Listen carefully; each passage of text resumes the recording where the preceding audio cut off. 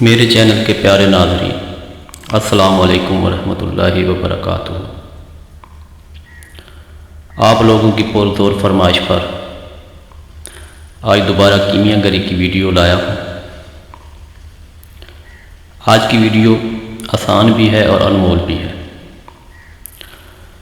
آپ دوستوں سے بس اتنی گزارش ہے، ویڈیو کو غور سے سنا کریں اور نوٹ فرما لیا کریں، بعد میں عمل شروع کیا کریں۔ میں صرف آپ دوستوں کی رہنمائی کرتا ہوں۔ اگر آپ نئے ہو تو ویڈیو کو سکپ کر دو اور اپنا وقت برباد نہ کرو۔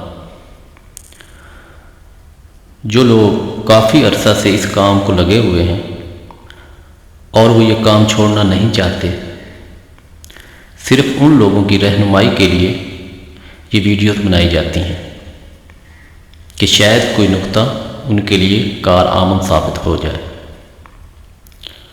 چلیں پیارے دوستو، ٹاپک کی طرف چلتے ہیں۔ اس عمل کے لیے آپ دوستوں کو کیا چیزیں چاہیے ہوں گی، آپ نوٹ فرما لیں۔ انڈا لیں، آپ مرغی کا لے لیں 1 عدد، نیلا 1 تولہ، پارا آدھا تولہ۔ طریقہ کار غور سے سن لیں۔ اب آپ اس طرح کریں کہ سلور کا برتن لیں اور اس میں نیلا تھوتھا ڈال دیں اور اسے دھوپ پر رکھ دیں۔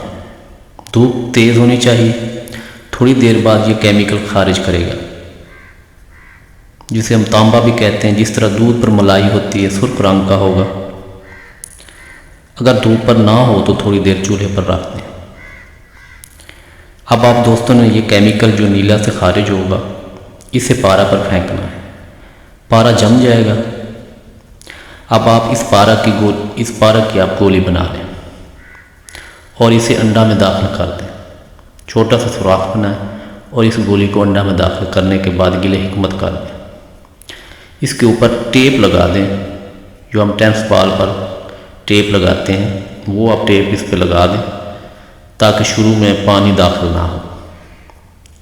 پھر انڈا جو ہے وہ جب آپ ابالیں گے تو انڈا جم جائے گا۔